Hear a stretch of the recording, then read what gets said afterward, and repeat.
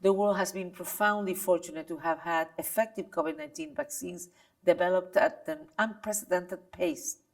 Science has saved millions of lives and livelihoods, but we have failed to administer the vaccines in a fair and equitable manner.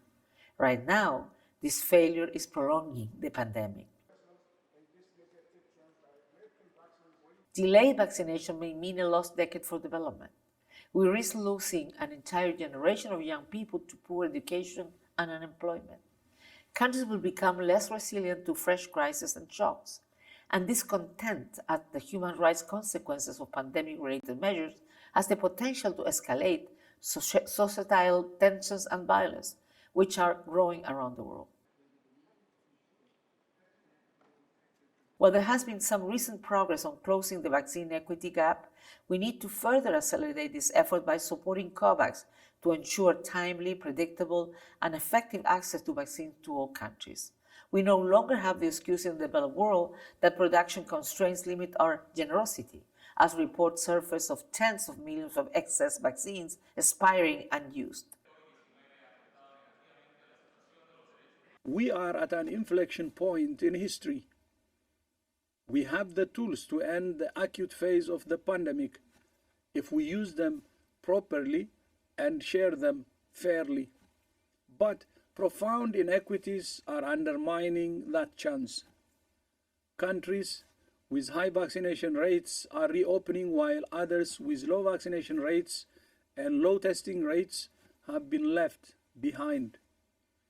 The result is more than 60,000 deaths per week, along with an increased risk of the emergence of new variants. In Ukraine, the health system is struggling with COVID-19 and dangerously low oxygen and medical supplies while war rages around them. WHO is delivering badly needed oxygen and other medical supplies as part of its humanitarian aid package. I reiterate, the attacks on hospitals, medical personnel, and medical transports are forbidden under international humanitarian law. Any such attacks are grave breaches of the Geneva Conventions. After the development of vaccines in some parts of the world a few years ago, much more could have been done to ensure that healthcare workers and people at risk in developing countries who could be swiftly vaccinated, and this was not done. We could have avoided the loss of thousands of lives and grave socioeconomic impacts, but we yet continue to see that this is out of the reach for the majority of the world.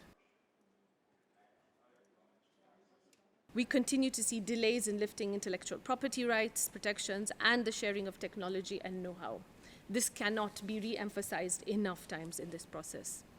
And the delays have benefited some, but have been at the detriment of most, and have ensured billions of dollars in profits for a handful of companies, and have deterred the development of more localized, effective manufacturing responses that could have reached those much faster.